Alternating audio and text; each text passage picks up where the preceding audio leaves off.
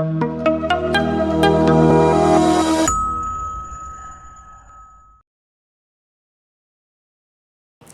right, thank you so much. Now audible, clear? All right, great. So we are told that all of us are given keys to actually experience life, to unlock experiences in life. There are small keys that all of us have which are maybe jingling in our pockets, and there are bigger keys that if you actually use them to unlock will take you towards extraordinary life experiences. So two wow experiences. So today I'm going to be sharing 3 experiences with you which perhaps will make some sense. One a small one and 2 rather large ones which led to some extraordinary experiences. So the first one, let me start off with, so this was about 25 to 27 years back when I was in school and was trying to figure out, like a lot of you, what to do with life. Now, let me be very candid. I was one of those completely padhaku kids with my nose in a book all the time, okay, and academically proficient. My dad is a scientist, so I lived in a campus where there were about 200 other scientists.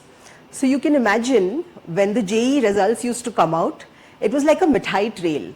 We would go around houses eating mithai because the children of 200 scientists, there would always be somebody or the other who's gotten into IIT, somebody's gotten into NIT, somebody's gotten into AIMS. So engineering and doctor seemed to be the only professions that were kind of acceptable and were the path to success. And of course the expectation was, it was almost like, of course you're going to take science. And remember, this was the 90s. Nobody in their right minds who was a good student would ever take arts. Okay, and sad to say, but it was the truth then.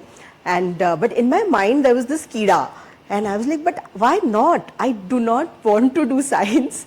I may be okay at it, but I'm not very interested in it. I completely squeaked if anybody even, if I looked at an injection, and I would go to my dad's lab and look at all the, little insects in formaldehyde and all of that, and I would like go, I don't want to do this.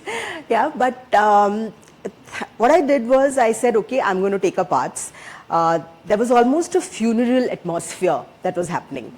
Okay, instead of the mithai trail that we used to call it, people came to my house to say, what are you doing? Are you going to ruin your life? Why are you doing this? I mean, I was met with so much of, chatter saying, okay, just do 2 years of science, then you do whatever you want. As if those 2 years were going to do God knows what to transform my opinion. But my dad, who was probably one of the wisest people I know, said, listen, are you convinced? Do you trust yourself? Because I trust you to take the right decision. And those were strong words for a person who only knew science. Okay, and I went ahead and I wanted to do communications. I was fascinated by advertising and marketing, and I really wanted to do that. So I went ahead and started my postgrad in MICA, which nobody had heard of at that point in time. I actually had one uncle actually tell me, is that like a mineral science studies or something, because mica is a mineral. Like, no, it's not really. So we went ahead and, my love for speaking with people, my love for traveling was actually bound together very cohesively, and I managed to get into a career where I traveled the length and breadth of India, traveled multiple countries, had a chance to meet many wonderful people, many strange people, but beautiful life experiences.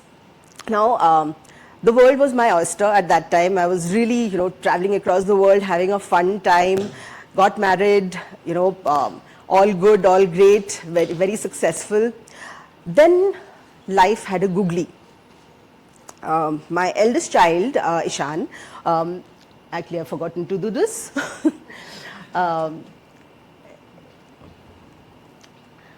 So my son Ishan was diagnosed with autism spectrum disorder when he was 2.5 years old. Now at that point in time, I had no idea what was autism. And I don't think any of us, if it ever happens to you or anybody then you would perhaps try and figure it out. But most of the time it's this vague thing in our minds, what is it? None of us really know much about it. So the why started again, Why did it happen to him? Why did it happen to us? and why can't he be normal? That quotation around normal is because that was our definition of normal. So what happened really was we saw that there were some developmental milestones that were not happening, and we took him to see a pediatric neurologist. This gentleman is one of the top-rated neurologists in India, and we went to him with a lot of hope because it was a 2.5-year-old child. All our hopes and dreams are bound up with our children. And this gentleman saw him for, I think, about 5 minutes. Then he took out his prescription pad and he wrote autism spectrum disorder, most probably nonverbal for life. And then he wrote he prescribed about 24 tablets. Okay, and I was completely taken aback, and I was like, what are you doing? I mean, what is this? Till when does he have to take these medicines? And I'm looking at my child, he's just about learned to eat. He doesn't even know how to swallow. How is he going to have 20 medicines in a day?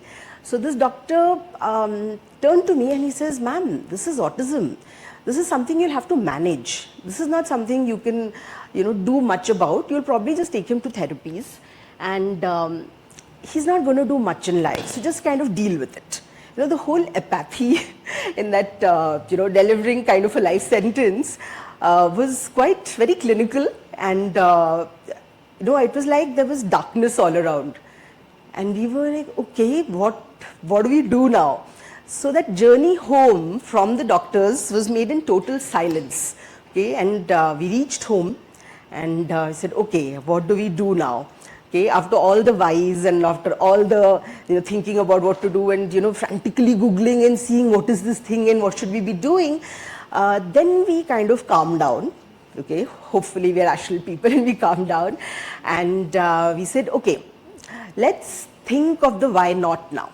He's saying your child will not be able to do anything in life. Is that something we want to catch and take ahead? Of course not. Nobody should be doing that, because that is not something you want your child to learn from. That nobody should learn like that. Now, the how of it, which is the magic.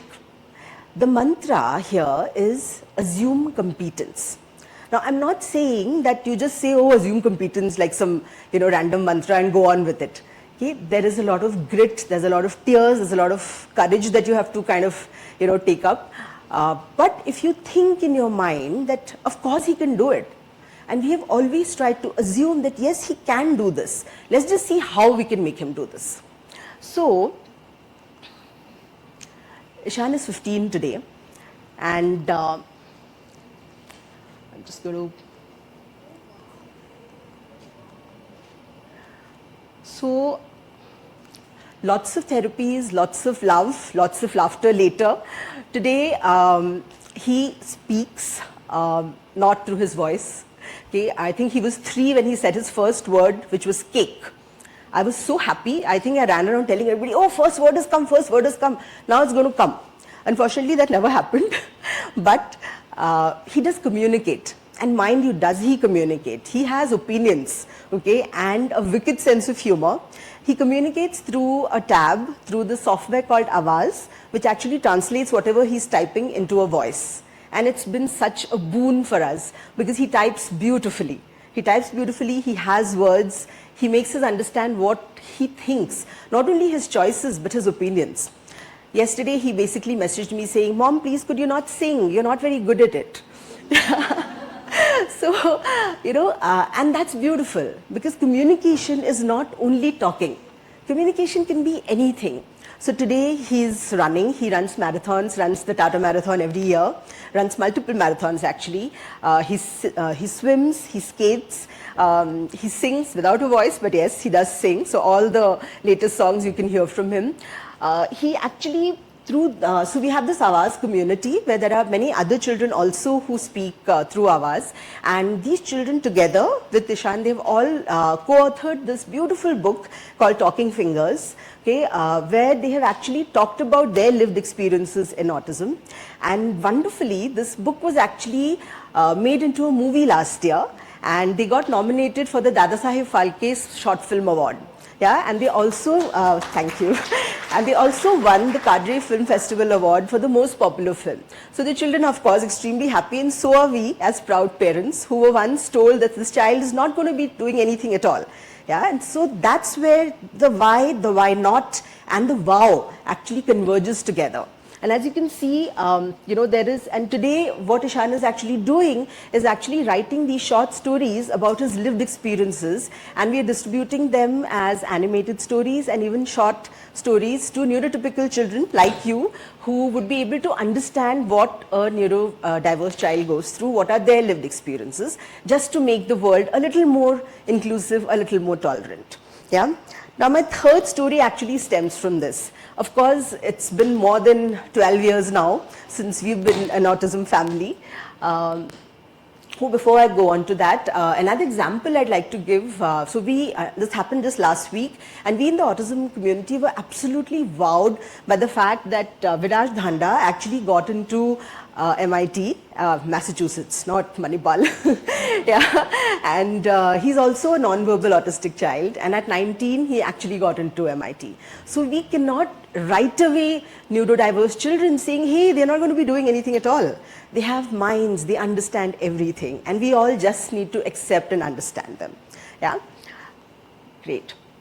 Okay, so my third experience that I'd like to share with you, there was therapies, of course. I mean, I think for autism, there is occupational therapy, there's speech therapy, there is any kind of, there's equine therapy, there's music therapy. And as parents, you're so desperate that you want to do them all.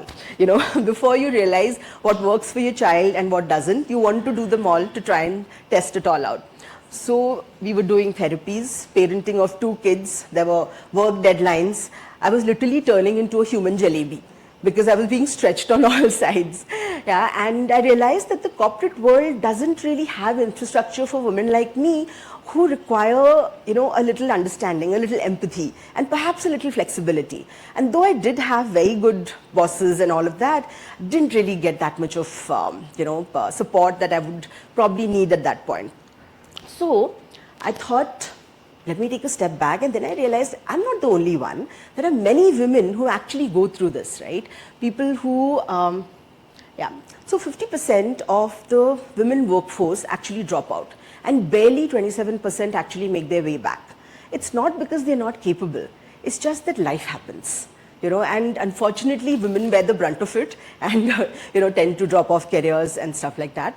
So the thought in my mind was, why not create a workplace which is for women, and create a workplace where people who need that kind of support, that kind of empathy, can actually thrive.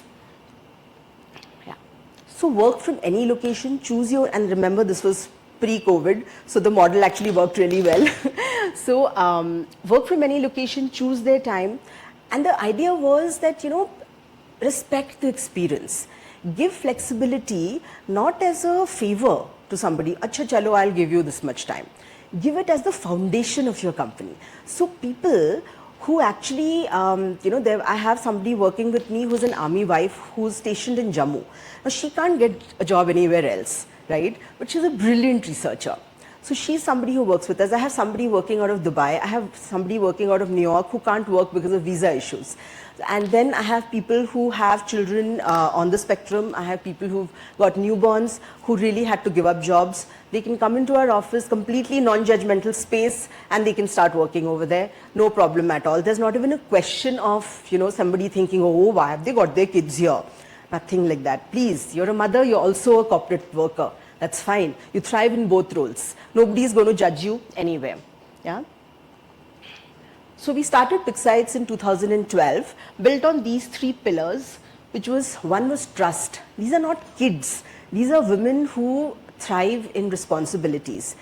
We trust them. They will give quality work. They will give very good work and on time, because there's this hunger that these women have, and they are very, very good workers. Empathy, like I said, no support and judgment. And of course, we also have to keep adapting. We also have to keep learning. So we have a brick and mortar office where people can come and work together as well if they want to. So what happened was that when we started out, very less, But now we have thrived. We are across time zones. We started with all of the big broadcasters in India, but now we cater to a lot of FMCG companies across the board. Yeah, and it's been a great wow experience because we started off as this small 2-member team, and now we have grown, beyond imagination. So what I would like to leave you with is not a reflection, but more of a provocation. See, can we ask the why not? I think a lot of people have talked about it, but can we ask the why not? And then figure out what is the wow, the how, because the how is extremely important. What should we do to make it into a wow? That is critical. Can we just hide behind the why and say, oh no, why me? And kind of leave it at that? Or should we actually take that last ounce of courage that we have and just bounce back and say, hey, what can we make out of this? Yeah. So that's what I'd like to leave you with. Thank you very much for having me.